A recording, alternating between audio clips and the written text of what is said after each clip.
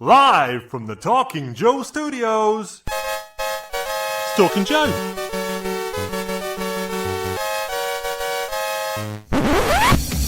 Talking Joe is on the air. Hey, it's me, Mark, and welcome to Talking Joe with a teeny tiny episode talking about Joefest 2025, where me and that other person that I do a show with will be. Speaking of which, let's add him in. I'm not hiding under my desk. We don't have time because this is such a teeny tiny episode. I'm not going to take the time to curve up from anyway. Mark and I, folks, are here to tell you that we will be in Augusta, Georgia, walking around the convention center, talking to people, maybe you, looking at things, maybe buying things. And Mark, we have a table. We have a Talking Joe table in the podcast area. We do. So we will be at V25, which I believe stands for vestibule. Vestibule. How would you say it, Tim? Vestibule. Yes, one of those ways. V25. So in terms of the overall map, you've got your registration area, I think, is probably the entrance down in the bottom right-hand corner. And we're pretty much right next to the registration desk. And then there's the big floor outside, sort of the main floor. And so we're kind of that hallway outside. Yes, this means we're in the outer hallway. And I'll be honest with you, folks. I think we may be walking the convention floor or attending fascinating panels more than we will be at our table. So if you don't find us at our table and you want to find us, spend the next several hours walking around looking for us. Look, I've made a thing for our table, Tim. Oops, it's on the floor. Look, that's made great. a little thing. I will try and bring a little acrylic stand so that it can stay there, and maybe I'll bring my red tablecloth. I've done that little. Oh, that's great. With me. So, folks, the table, Joefest. Your trademark red tablecloth. That would be amazing.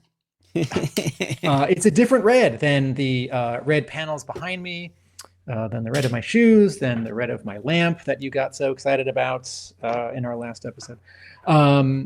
Folks, Joefest this year has made a cool concerted effort to include podcasters. I think this is sort of called Podcasters Row or Podcasters Alley or Podcasters Avenue or The Podcast Wasteland. And so this is a place where if there's someone really interesting that we want to interview, we can. Does this mean I have to bring my fancy mic? Because it's funny. I'll have my little ones. They work quite well. Because Mark and I we're going to we are moderating the Larry Hama panel, which is the Sunday, the final day of Joefest, and we were thinking that was sort of our centerpiece of recording things to turn into episodes. So if you don't make it to Joefest, you'll be able to experience the best 49 minutes of Joefest. We will definitely not ask Larry how he got the job to write G.I. Joe in 1981 at Marvel Comics. Completely separate from Talking Joe, folks, I own a comic book store. We have a lot of great G.I. Joe back issues, and we don't do a lot of mail order. But on special request, I could be convinced to bring some, I don't know, Larry Hama 1 in 10 variant cover, sketch cover G.I. Joe issues from the IDW run, some regular IDW issues, particularly the final 15 or so that have never been reprinted. Send my store an email and send us some money, and I can bring you a couple comics, and you can save on shipping. Very good. There's a picture on the screen of when I last saw Larry when I was in New York with you. And Nick, there we are. It's a real life picture. We've got knees, and we went out for some tasty dumplings. Dumplings. Right, so soup dumplings. If you go back to the previous image, I had thought that this was a Photoshop job of you and me and a separate photo of Larry. But in fact, that really is the three of us standing in the same place at the same time. Folks, that is not the real Larry and the real Mark and a cardboard cutout of me. I was going to say, even if we're not at our table, I'll be having a stack of these on the table so that you can come along and get a collectible Talking Joe trading card. That's what I'm calling them. Sort of, there's a whole lot going on it's a big old show floor, so lots and lots of stands. I walked around it a fair amount, but I didn't feel like I ever got the chance to actually soak in absolutely every single stall, because each stall has got a ton of stuff, and you could easily spend a lot of time sort of just digging through all of that stuff quite easily, as well as all of those things like panels and just hanging out with friends. Yes, doing all of those kind of things, all of the organic things that just happen. There are finding a Marvel colorist who worked on the final few issues of the G.I. Joe in the Marvel era before going on to try and form his own company that makes G.I. Joe comics. Anything could happen.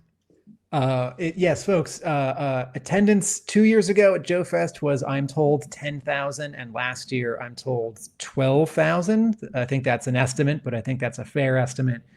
It's a really big show. It is definitely bigger than the final years of the official JoeCon, the official G.I. Joe Collectors Convention, which is both a comment on sort of, where G.I. Joe toys were from Hasbro in, 2016 or so, but also a testament to how well this show has been built up, and the fans have responded. It is still very much a toy show with lots of G.I. Joe toys, old and newer.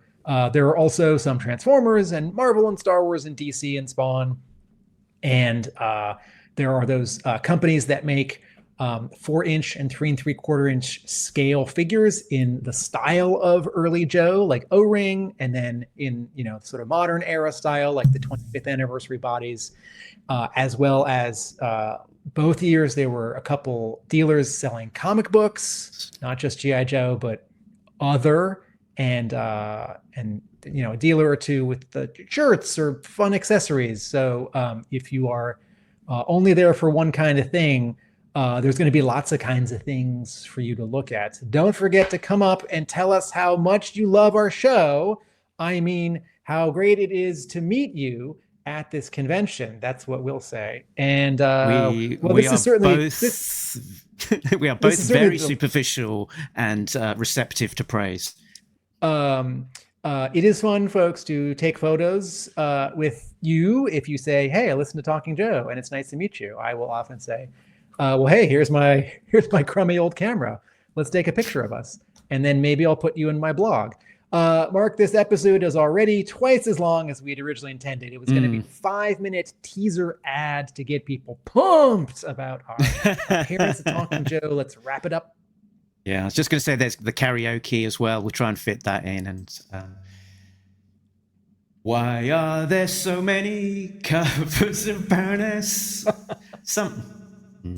And just to plug as well, that in addition to our panel and our table, and people like Super 7, our good friends from International Heroes, Stephen Brown, Stephen Kelly, Chris Desira, are all traveling over from UK and Ireland, and they will have a well-stocked table on 112, 113, selling lots and lots of cool international stuff, by international primarily UK and Europe. So that is that plug.